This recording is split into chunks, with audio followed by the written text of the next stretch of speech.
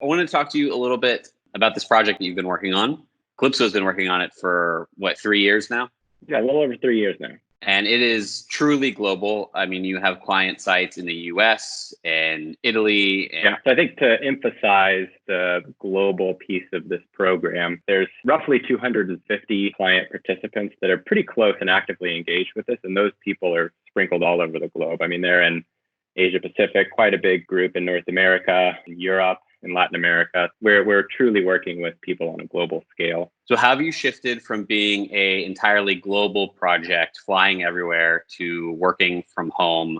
We did have to shift into something that's a lot more virtual, using tools like Zoom, where we leverage their breakout room capability to break out into these smaller groups so that when we go through things like what we call a conference room pilot, where people get to be able to click in the system. Well, if they have problems, it's kind of hard to raise your hand in a big, WebEx type Teams meeting session and say, hey, I have a problem. And the next person say, hey, I have a problem.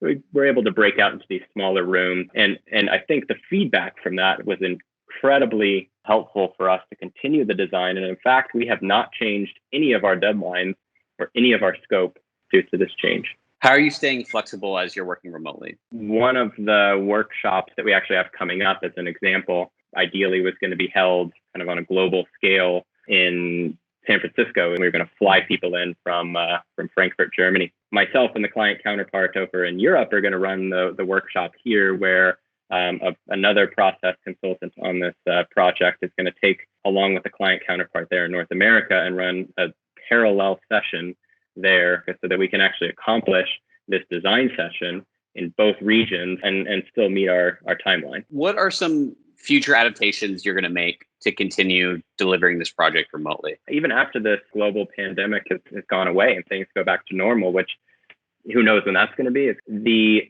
feedback that we've received from our client on how we've delivered virtually and that we haven't had to move any of our timeline is extremely compelling to keep and cut down travel costs in the future. And I think now that we're technically enabled to do this and better collaborate, because we were kind of forced to, so our client counterparts have the right technology on their computers to work from home. I think this is something that we're going to see more and more in the future and be able to deliver just like we do if we were to be there on site.